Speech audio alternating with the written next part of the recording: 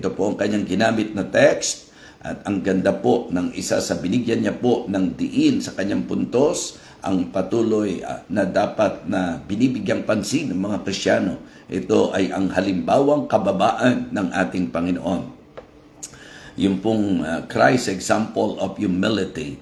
So this morning, I would like to share the message I entitled, The Mind of the Humble.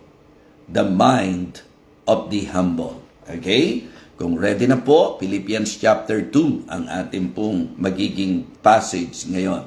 Philippians chapter 2, ito po ang ating bibigyang pansin para sa mensaheng pinamagatang The Mind of the Humble. Ang kaisipan ng mapagpakumbaba. Yes, it is very important to learn this very nice topic sapagkat ito po ang kinakailangan upang tayo po'y itaas ng Panginoon at pagpalain ng Panginoon. Alright, kung nakita na po, Philippians chapter 2, If there be therefore any consolation in Christ, if any comfort of love, if any fellowship of the Spirit, if any bowels and mercies, fulfill you my joy, that you be like-minded, having the same love, being of one accord and of one mind. Let nothing be done through strife or vainglory, but in lowliness of mind, let it esteem other better than themselves. Look not every man on his own things, but every man also on the things of others. At ito po ang binigyan ng emphasis ng ating pong speaker, verse number 5. Let this mind be in you, which was also in Christ Jesus. So, ang ating pong pag-aaralan, the mind of the humble. Ibig sabihin, the mind of Christ. Because we cannot deny the fact that the best example pagdating sa humility ay ang ating Panginoon. Again, verse number 5, let this mind be in you, which was also in Christ Jesus, who being in the form of God, thought it not robbery to be equal with God, but made himself of no reputation, and took upon him the form of a servant, and was made in the likeness of men.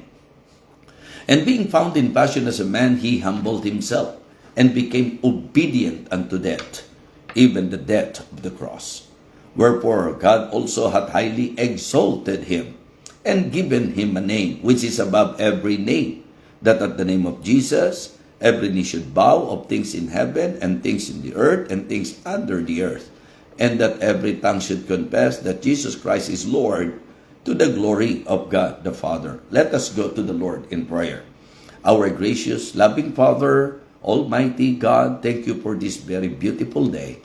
Thank you for this wonderful morning. Lord, I pray that you will again bless each and every one of us. May you use your humble servant to reach the heart of your people. May this topic be a great help sa amin pong spiritual life, sa amin pong Christian life. At nawa dakilang Diyos, makita po namin na ito talaga ang susi upang kami po ay iyong pagpalain at upang kami po ay iyong gamitin. Again, guide me, Lord, and give me wisdom. Bless your people, Heavenly Father. For all of these things I ask and pray in Christ's most precious name. Amen. Amen. Ano po ba ang ating pagkaunawa kapag pinag-uusapan po ang humility? Mga minamahal, it is good to understand this very important topic sa pagpapaliwanag po o pagpapakita po ng salita ng Panginoon. I mean, the best book to consider para po mabigyang pansin po natin ang tamang understanding sa usapan ng humility ay ang salita ng Diyos. Kaya po makinig po tayo at ito po ay magiging sagot sa tanong na bakit ba minsan napakahirap ng pagkakasundo, napakahirap na magkaisa, napakahirap na kung saan magyakapan kahit na nga po sasabihin pa natin na nagkiklaim tayo na Kristiyano tayo. Bakit may mga churches na nagkakagulo? Bakit may mga churches na nagpapaligsahan? Bakit mayroon pong mga magkakapatid sa Panginoon na parang hindi mag-abot at hindi magkaunawaan? Para bang ang hirap na pakitunguhan ng maayos at ng tama ang isa't isa? Yan po ay maliwanag na kapahayagan ng absence ng humility. Okay, that is exactly the background of the passage. The reason why the Apostle Paul shared this message, it is because gusto po niyang maresolba ang ilan sa mga hindi magandang ugnayan at pakitunguhan ng mga kapatid sa kanilang kapwa mananampalataya. We better listen very carefully because I can say that to the many churches, even nowadays, problema po ito. Problema po ito. Lalo na nga kung kayo po ay nasa kalagayan na may posisyon sa church. Kung kayo po ay may mga hawak ng ministry. Sana makita po natin na hindi po magiging blessing at ito po ay magiging kasiraan kapag hindi po natin maiayos ang relasyon po natin sa isa't isa.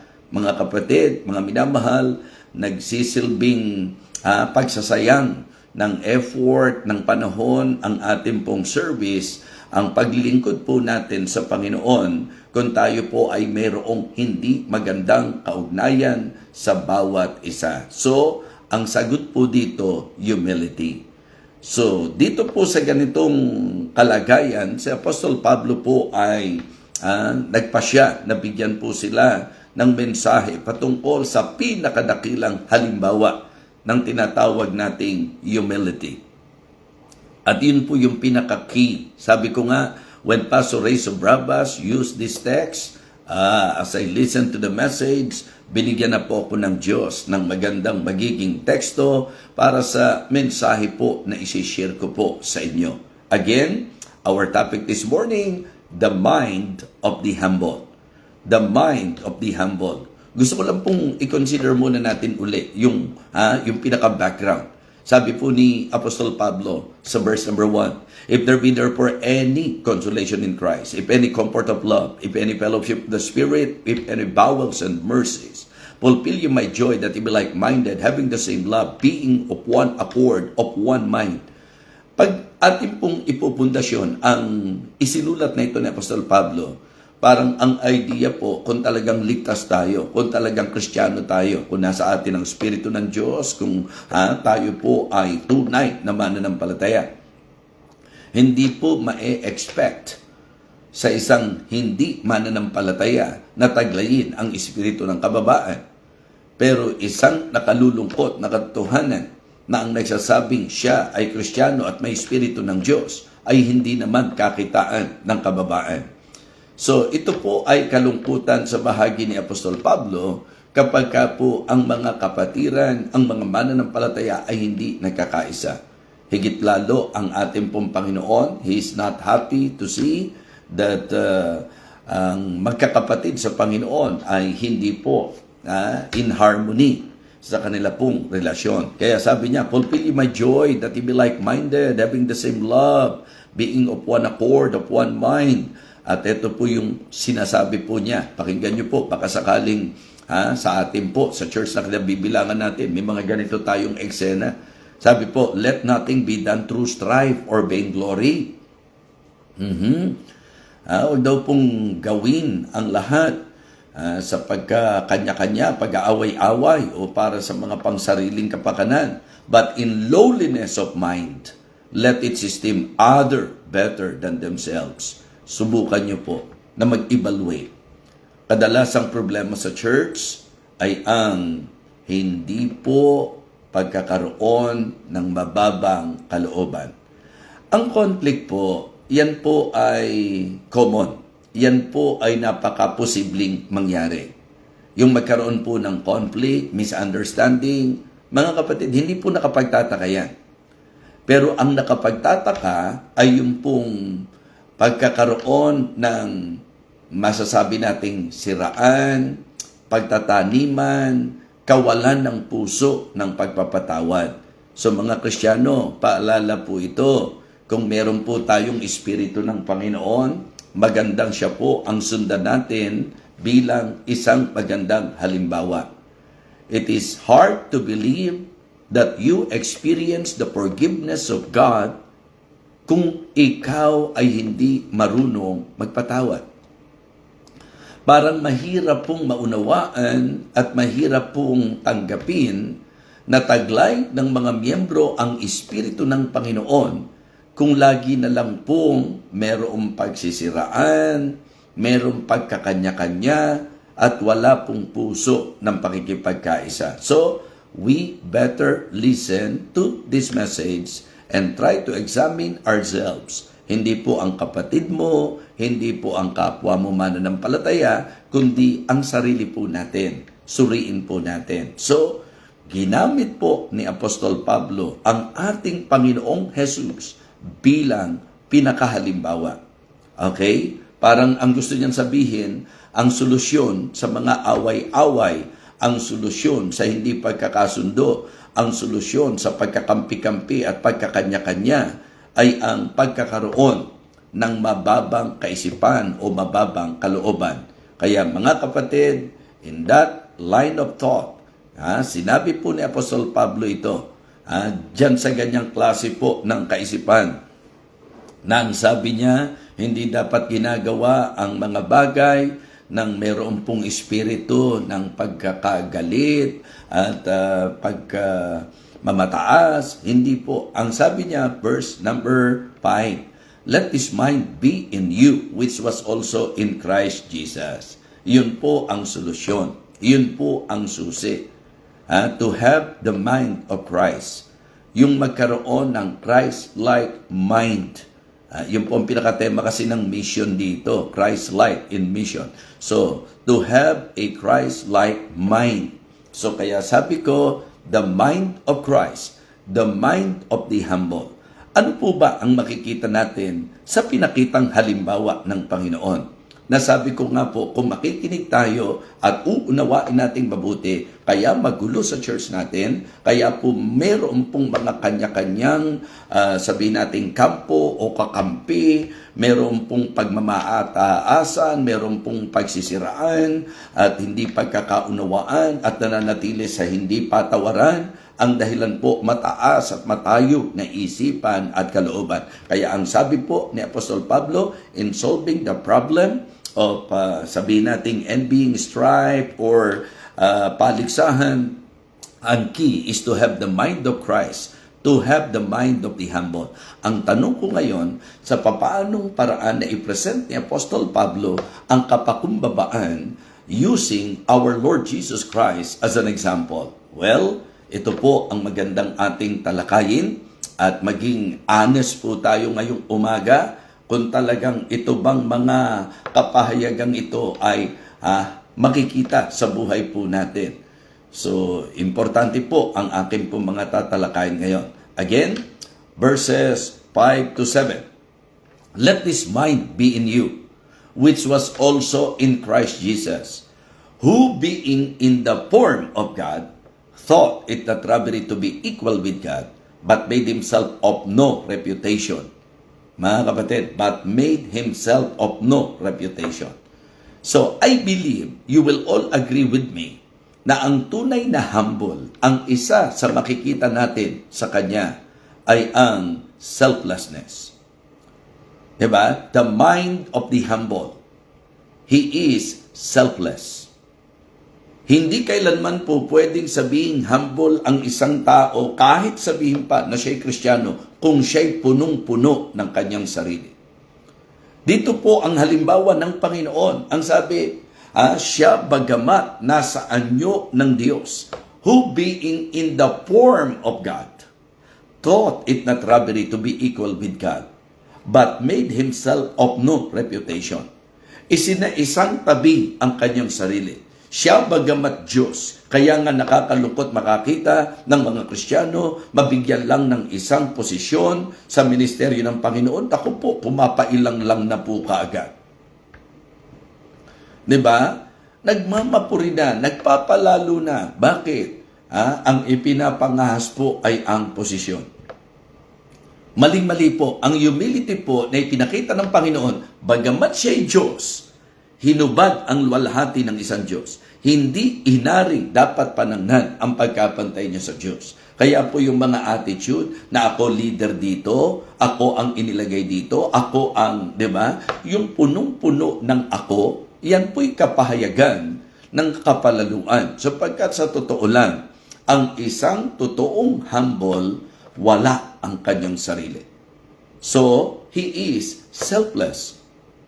Yan po ang eksaktong halimbawa ng Panginoon. Diba? Though, ang sabi maliwanag, who being in the form of God, thought it not robbery to be equal with God, but made himself of no reputation. Kadalasan po, ang problema natin, sarili. Ang sentro ng buhay natin, sa sarili. Ang kapurihan, gusto sa sarili. Ang magaling, sarili. Kaya nga sabi ni Apostol Pablo, mali yung ang kaisipan mo, magaling ka kaysa sa iba. At mali rin po yung klase ng puso na ang gusto mo, ikaw ang sentro ng atensyon. Ang isang taong humble, selfless. Sabi niya, ang linaw-linaw po sa verse number 7, but made himself of no reputation,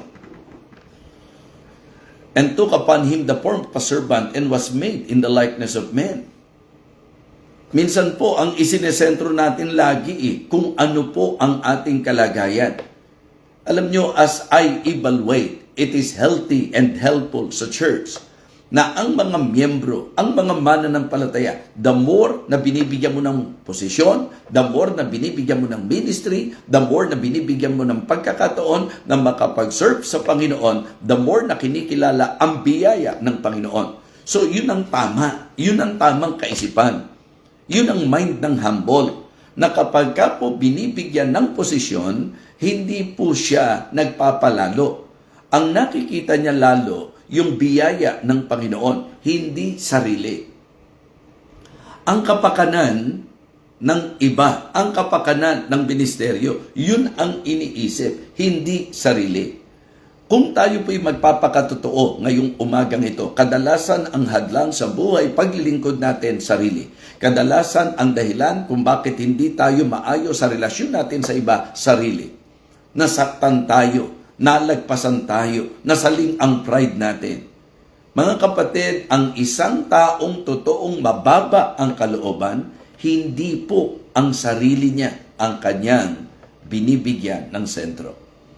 So, it is good to imitate the example of our Lord Jesus Christ. Again, paulit-ulit po yan. Ang sabi po, let this mind be in you, which was also in Christ Jesus. So, yung sinasabi ko pong mind of the humble, ito po yung kaisipan ng Panginoon na dapat maging kaisipan natin. And if you are saying na talagang ang humility ang kailangan, ang isa sa matutunan natin ay ang maging selfless. Huwag palakpakan ang gusto mo. Huwag kapurihan ng tao ang gusto mo. Huwag yun talagang pansarili ang sentro mo. Ang tunay na mababang kalooban ni hindi nga po naghahanap ng kapalit sa kung anuman ang kanyang ginagawa. Diba? Meron pong mga naapektuhan, hindi man lang ako napuri, hindi man lang pinanggit ang pangalan ko. Diba sarili po yan? Yun po, mga kapatid, hindi ako na-appreciate. Bilang typical na tao, napakasakit naman talaga na ikaw ay nadidisregard, diba? Pero ang Panginoon, willingly, mga kapatid, diba?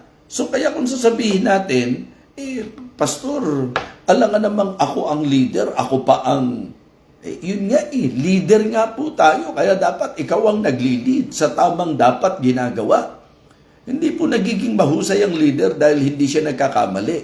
Ang leader po lalong magaling kapag po siya nagkakamali at marunong siyang umamin sa kanyang pagkakamali. Di po ba? Ang leader po na magaling, hindi yung ang hinahanap niya, yung lahat ng gagawin sa kanya. Yun po, mga kapatid. Kaya nga sa usaping pastor, ang takbo dapat ng puso ng pastor is to minister and to serve. Hindi po yung siya ay paglingkuran, di ba? So that is not the mind of the humble. That is not the mind of Christ. Siya po'y naparito para pagministeryohan. Siya po'y nandirito, mga kapatid, upang maglingkod. So it is very important for all believers to realize and understand na ang true essence of humility is selflessness. Di ba? The true essence of humility is selflessness. So, ito, eksakto to ho. habang akin pong pinagbubulayan, sapagkat habang nagpipreach si pastor, nagbigay siya ng pansin sa isang puntos po niya about humility, at doon na nga po inilagay ng Panginoon sa heart ko. Kaya sabi ko, mukhang magaang to sapagkat kagabi pa lang, meron na pong message na malinaw na ibinibigay ang Panginoon sa akin. At ito nga po yung kaisipan ng isang taong mapagpakumbaba. Okay? Mga kapatid, the mind of the humble, number one, he is selfless. Is selfless. Hindi puno ng sarili. Hindi nakasentro sa sarili. Okay? Hindi nakayakap sa sarili. Ang totoong humble, selfless. Okay? Kapurihan ng Panginoon ang kanyang sentro. Kapakanan ng iba ang kanyang iniisip, mga kapatid. Hindi po pang sarili lagi. So, pangalawa po na magandang bigyan pansin natin. So, una, siya po ay selfless. Yan po ang kaisipan ng humble. Mababa. So, pangalawa po, servanthood. Una, selflessness. Second, servanthood or servant attitude. Ang sabi po, let this mind be in you which was also in Christ Jesus, who being in the form of God, thought it not robbery to be equal with God, but made himself of no reputation. Yun po yung selflessness. Ito na po. And took upon him the form of a servant and was made in the likeness of men. Ang Panginoong Hesukristo sa kanyang example, hindi lang po siya nagkatawang tao. Ang sabi po, nag-anyong alipin. Nakipantay sa mga tao. Just try to imagine. Hari ng mga hari, Panginoon ng mga Panginoon. Diba? So, sinasambang Diyos sa langit, hinubad ang kalwalhatian. O, kaya po ba natin yon? Minsan po pagka nabigyan na tayo ng posisyon, ang hirap-hirap na nating bumaba. Lagi na tayo nakasentro doon sa posisyon. So, ang Panginoon, hindi. Hindi niya inaring dapat panangnan yung pagkapantay niya sa Diyos. At ang matindi po dito, mga kapatid, hindi lang po ipinakita yung selflessness, ipinakita pa yung servanthood, yung servant attitude. Yung willing mag-serve. Naalala ko nga po, nung nagkaroon ng pagkakataon sa men's fellowship, medyo na-bless lang po ako sa wife ko. Dahil yung wife ko po, simple lang po yan, mga kapatid. Si Ma'am Maris ninyo, ang tahimik na asawa ng pastor, kung di mo kausapin, kung di po lalapitan, hindi naman po siya basta lalagay ng kanyang sarili. Pero I really appreciate Living Water Baptist Church, the way na itinatrato nyo po si Ma'am Maris. But this is the thing that I would like to share. Nung nagkaroon po ng fellowship, men's fellowship po yun. Ito po yung men's fellowship na maraming ladies. Naalala nyo na po yun. Right after my preaching kila Pastor Kenneth, at nagpapasalamat ako, naintindihan po nila ako, pinagsunod na po nila yung aking pong preaching slots, yung schedule, and then para makaabot po ako sa men's fellowship po natin. Alam nyo po, yung wife ko, yan po, bago isipin ang sarili, lalo na po kapag kami gawain po tayo, laging ang takbo ng isip niyan, asikasuhin muna yung iba. Kaya, syempre, medyo sa akin po, sa part ko, blessing, na yun po ang makikita sa asawa ko bilang asawa ng pastor. Diba? So, hindi po natin para i-judge ang marami, pero hindi po kasi maganda na attitude na minsan ang nagiging problema yung pong asawa na helpmate ng pastor, minsan lumalagpas sa kanyang kalagayan. Kaya nga ang biro ko, pag kami mga fellowship ng mga pastors and pastors' wife, ang isa sa mahirap sa ministeryo, kapag yung pastor, yung wife niya, assistant pastor, o kaya ang mas malala pa kung yung wife niya, senior pastor. So that is actually one of the advantages that I have in my life in the ministry. That the Lord blessed me, not just a very beautiful wife, but a very supportive wife na simpleng-simple po, mga kapatid. Nandun lang po siya, sasabihin mo lang kung ano po ang kanyang gagawin. But the good thing about my wife, as I observe, kapag ka po may mga gawain, activity, hindi po niya para ilagay ang sarili niya na dapat ako. At ang kabaliktaran pa nito, ang iniisip niya lagi, sila muna, ayusin natin sila. So ito ikukwento ko lang, So doon sa fellowship, Ang saya, may tent eh. May mga tent po kaming dala. So, ngayon, meron po ako nakitang isang cute na tent. Yung ating pong kapatid, sila Brother Jerome. Ayan. So, yung tent nila, yung talagang tama lang. Yung maliit na tent na ginagamit po kasi sila lang naman po talaga. Ako po, yung tent na ginagamit ko po, kasi may kwarto po kami. Pero syempre, yun nga, tamang ugali po, magandang ugali ng mga Pilipino. Lalo na kung Kristiyano pa, inuuna natin ang iba. And that is the example na maganda makita natin sa Panginoon. Sila isang tabi niya yung kanyang sarili. Alam niyo po, bukod sa pag-aasikaso, kasi alam naman natin, ang mga members ng Living Water, kami gustong unang asikasuhin, bilang pastor, alagang-alaga kami. Pero pag in-observe niyo po, yung wife ko, hindi po yan basta kakain kaagad. Talagang tapos hindi ngayon siya ang asawa ko, kailangan paglilingkuran siya. Makikita niyo po mga kapatid na napaka-aktibong gumagalaw na minsan ako pa, bigyan mo na sila ng opportunity na yung ginagawa nila. Pero ang gusto niya, kasama pa rin po siya. At ito po yung pinaka punto doon na kasi mahihiya sila Brother Jerome na gamitin po yung aming tent. Pero dahil ako lang naman po yun, sabi ko, yung tent nila ang gagamitin namin. Alam mo, yun siguro ang isa sa pinaka-sweet na tulog naming mag-asawa. Bakit? Dahil doon sa tent na yon, kaya nga ang biruan namin nila si Sir Gigay, style nyo lang yata yun pastor style nyo lang po yun para makatabi nyo talaga si Ma'am Baris. Well, kidding aside, nakaka-bless sa akin na makita ko na yung wife ko pwedeng nasa magandang lugar siya, nasa maayos at komportabling lugar siya, doon kami sa tent. Masaya po kapag naiisip mo yung welfare ng iba. Masaya po yung kapag nagagamit ka na makapag-serve sa iba.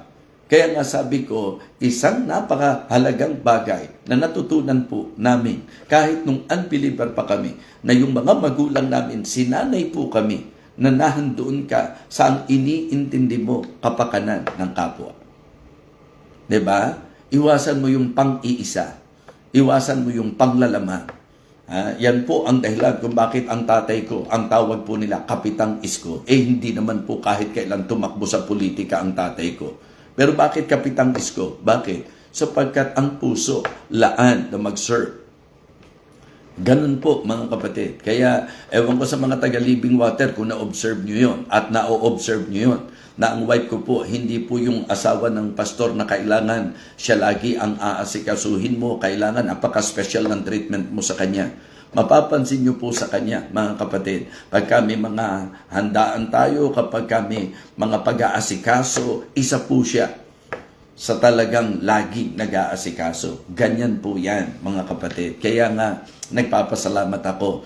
Hindi po sasabihin ng wife ko na ganyan siya. Ako na po ang nagsasabi kasi humble po yan. Hindi po niya sasabihin yan. Well, kidding aside, ang mind of the humble, number 1 is selfless. Number 2 is servanthood. Diba? Serving po ang tunay na humble. Okay? Pangatlo po, hindi lang po ang makikita natin selflessness, servanthood, but also submission. Submission. Ayan. Siguro, isa rin po yan sa advantage ng aking pagpapastor. Meron po akong wife na submissive at supportive lang. Nakaalalay lang po kung saan siya po pwedeng magamit, kung anong maitutulong niya. At hindi ako basta pinangungunahan.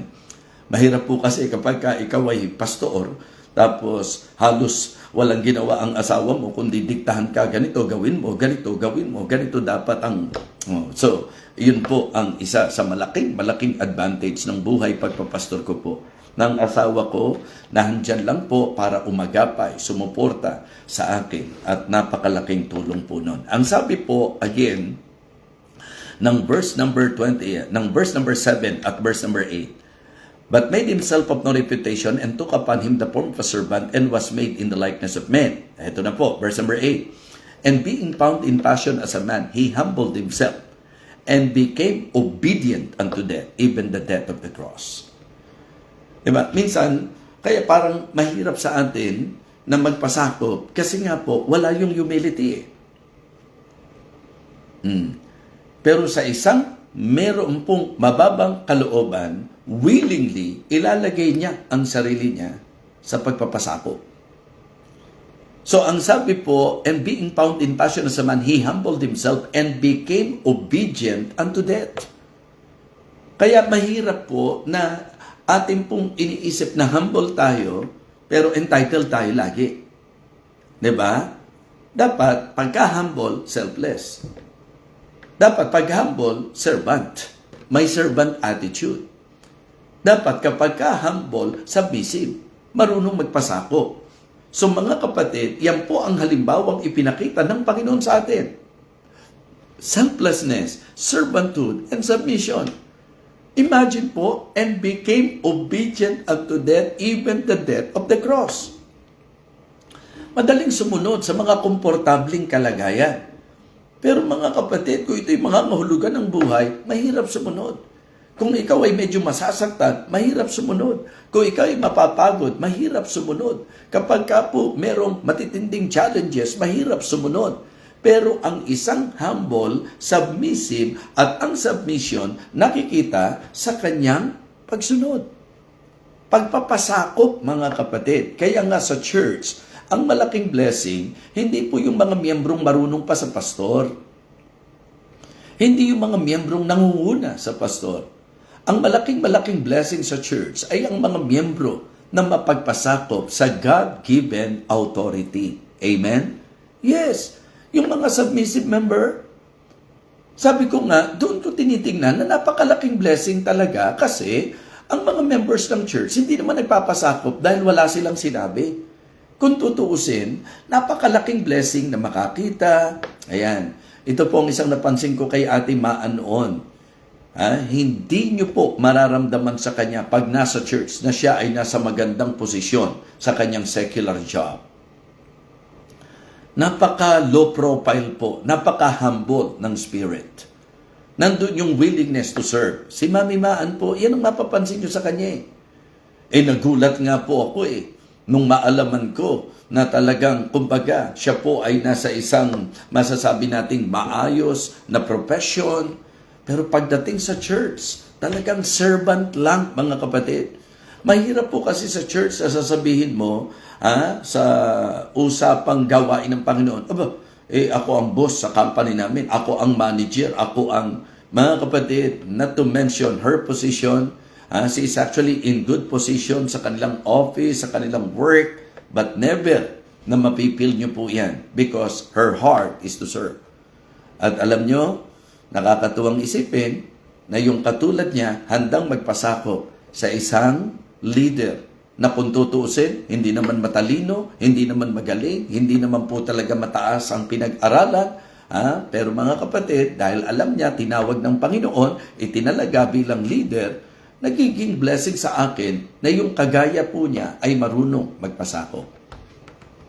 Hindi ba? Minsan po, iyon ang problema. Kaya pag ugnay-ugnayin niyo po, pagka hindi kinalimutan ng tao ang kanyang sarili, may hirapan po na magpasakop. Kapag ka ang isang Kristiyano hindi willing mag-serve, mga kapatid, nagpapakita na puno ng sarili. So selflessness, servanthood, and also submission. Kumbaga, nagiging madali para sa leader kapag ka ang mga members handang magpasakop, handang kumilala sa leadership ng pastor na inilagay ng Panginoon sa kanila. Kaya nga sa Biblia may malinaw na pagtuturo tungkol sa mga bagay na yan. Pero ayoko pong umalis sa passage natin sapagkat dito pa lang po, mga kapatid, ang tibay-tibay na. The mind of the humble is selfless. Diba? Yun po ang mind ng humble. Siya po ay selfless, siya po ay servant, siya po ay submissive, mga kapatid. So, kaya kapag ka po pinag-usapan natin ang humility, tapos heto ka, wala ka nang ginawa, kundi makipagmagalingan, makipagpaligsahan, mahirap sabihin po yan. Tapos yung hindi ka marunong magpasakop sa otoridad na inilagay sa iyo, mahirap po yan, mga kapatid. Kaya nga dapat makita nyo po na sa kasimplihan ng mensahe ko ngayon, ito po ang nagiging kakulangan ng maraming mga mananampalataya. Ang ganda po eh. Mula po doon sa paglalahad ni Apostol Pablo, sabi niya, kung Kristiyano tayo, yun lang ang ibig niyang sabihin. Kung may Espiritu tayo ng Diyos. Yan ang sabi ng verse number 1. If there be therefore any consolation in Christ, if any comfort of love, if any fellowship of the Spirit, if any bowels and mercies. So, ito po, mga kapatid. Ang sabi niya, fulfill my joy that ye be like-minded, having the same love, being of one accord and of one mind. Kaya kapag sa church walang unity, may problema sa humility. Yes. Sapagkat ang mga mananampalataya na may kapakumbabaan, hindi po mahirap pakisamahan yan. So kaya for me, I can say that the reason why to the many churches nowadays, ang conflict po masyadong namamagnify, payabangan po yan. Pataasan po yan. Walang willing mag-bend, mga kapatid. At para sa akin, perwisyo sa gawain ng Diyos, ang mga mananampalataya na hindi kayang mag-bend sa kapakanan ng ministeryo. Yung bang maipilit ang kanilang sariling kagustuhan. Yung pang ipaglalaban na sila ang nasa posisyon. Mga kapatid, mga minamahal, hindi iyan ang example ng ating Panginoon. The example of our Lord Jesus Christ, siya nga po, Diyos siya. Hindi niya inari na dapat panangnan ang pagkapantay niya sa Diyos. Ang sabi po, but made himself of no reputation, selflessness. Kinalimutan ang sarili. Kaya mga kapatid, hanggat puno ka ng sarili mo, mahirap kang makasundo ng kapwa mo mananampalataya. Hanggat napakalaki ng tingin mo sa sarili mo, hindi ka makakasundo at hindi ka makatutulong sa ikatatakbong mainam ng gawain ng Panginoon. Humility is the key. Humility is the answer to solve many problems in the church. To solve many conflicts in the church. Humility is the key. Yan po ang solusyon. Hindi po nakatutulong ang pataasan. Hindi po nakatutulong ang laging pagsentro sa kung ano po ang ating posisyon. If we really want to be a blessing in the ministry and if you want our ministry to be blessed by God, let us practice humility. Have the mind of Christ. The mind of the humble is very good to apply. Ako po, kahit pastor ako, pag nagkamali po ako at nasabi niyo po sa akin ang pagkakamali ko, hindi po ako magdadalawang isip. Bakit kailangan ipagtanggol ang sarili mo sa isang tao na ang concern lang naman mapaayos ka? Bakit kailangan makipaglaban at makipagpaligsahan ka at maghanap ka rin ng butas ng iba? Yan po ang kadalasan. Bakit mahirap iayos ang mga problema sa church? Tandaan niyo po, ang lagi pong itinuturo ng iba, ang problema nasa iba. Yung sarili po, hindi po pwedeng ako kasi matayog ang tingin sa sarili. So, 3 bagay po ang natutunan natin. Di ba? Ang ating pinaksa, ang ating topic, mind of the humble. At diretsahan na po, mind of Christ po yan. And then, kung nakinig ka at nag-evaluate ka, makatulong nawa ito sa mga ikagaganda ng gawain po, mga kapatid, at ikaayos ng pakikitungo natin sa isa't isa. Mga kapatid, ang tunay na humble, selfless. Ang tunay na humble, servant. Ang tunay na humble, submissive. In the example of our Lord Jesus Christ, selfless. Bakit? Okay? Ang sabi po, who being in the form of God, thought it not robbery to be equal with God, but made himself of no reputation. Servant, and took upon him the form of a servant. Submissive, mga kapatid, submission. Submissive po ang tunay na humble. Ang sabi po, mga kapatid, and being found in passion as a man, he humbled himself and became obedient unto death, even the death of the cross. Mga kapatid, what a lesson. What a reminder. We need this reminder, I believe. Kaya po, mga kapatid, mahalaga po na magkaroon tayo ng kaisipan ng mababa kalooban, ng mapagpakumbaba. So, have the mind of Christ, mga kapatid. Consider the example of our Lord Jesus Christ. Mga kapatid, pakitype nyo nga po, ano po ang manifestation ng kaisipan ng taong mapagpakumbaba? 3 bagay po ang tinalakay natin. Huwag niyong kakalimutan yan. Diba? Selflessness, servanthood, and submission. Yan ang makikita nating kapahayagan ng kapakumbabaan ng mga tunay na humble. So let us pray. Gracious loving Father, thank you so much for blessing us this morning through Thy Word. Thank you for your guidance.